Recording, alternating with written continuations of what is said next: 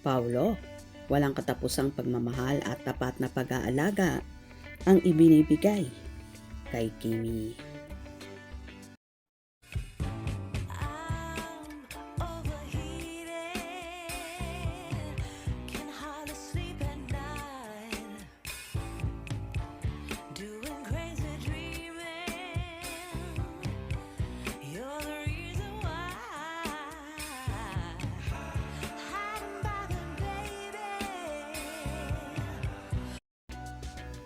Sa kabila ng pinagdaraanan ni Kim Chu sa isyu ng nakatatandang kapatid na si Attila Cam, tila pinapatunayan lang ni Paolo Abilino ang kanyang litanya na walang bibitaw at walang katapusang pagmamahal at tapat na pag-aalaga ang binibigay sa aktres.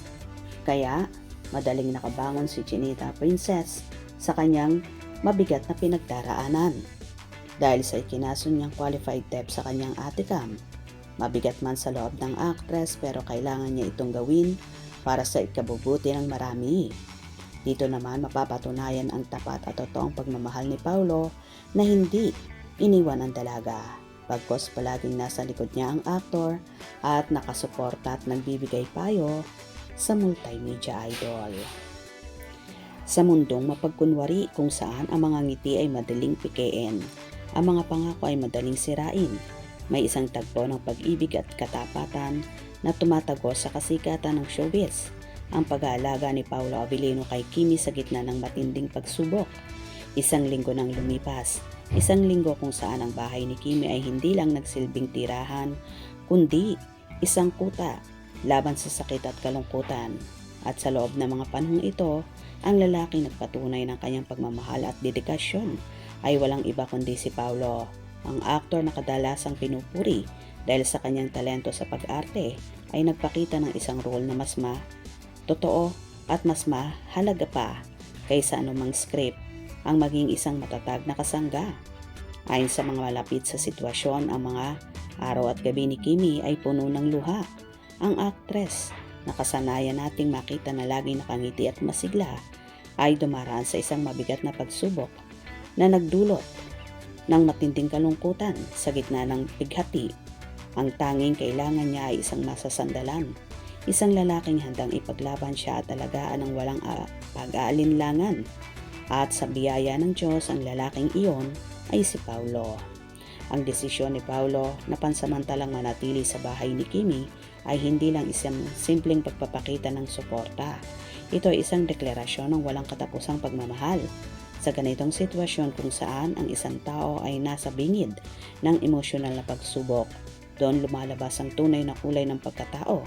Tila ang pagiging showy at tapat ni Paulo ay nag-umapaw na nagpapakita na ang kanyang pag-aalaga ay hindi lamang para sa publiko, kundi taos puso, ramdam na ramdam ang sakit na pinagdaraanan ni Kimi. At sa bawat pagluha nito, ang pangako ni Paulo ay lalong tumitibay.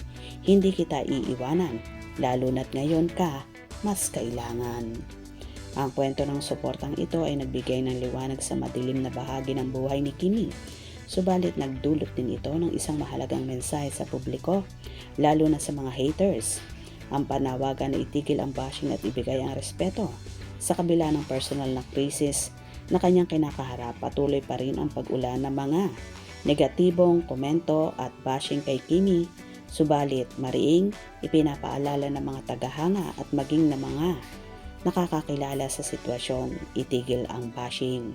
Hindi ginusto ni Kimi na mapunta sa ganitong kalagayan. Ang kanyang sitwasyon ay hindi isang palabas na dapat husgahan o pagtawanan, kundi isang seryosong pagsubok sa buhay na nangangailangan ng simpadya at malasakit. Ang aktres sa likod ng kanyang mga ngiti ay nagtatago ang mabigat na damdamin. Sa kabila ng kanyang public imahe bilang isang masayahin at palakaibigang individual, ang kanyang puso ay naglalaman ng matinding kirot. Kaya't ang tanging hiling ay bigyan siya ng sapat na respeto at pagpapahalaga. Ang mga komento mula sa mga tagahanga ay nagpapatunay na naiintindihan ng publiko ang bigat na pinagdaraanan niya. Nag-ugat ang panawagan na respetuhin kung ano man ang deserve niya at maniwala na may mabuting puso si Kimi. Ang paniniwalang mananaig ang hustisya para sa kanya isang malaking hininga ng pag-asa. Well, pagpapatunay lang na pagmamahal ang ginagawang ito ni Paulo, kaya naman natutuwa ang Kim Pao supporters na hindi talaga iniiwan ang dalaga. Hope you enjoyed. Please subscribe for more info.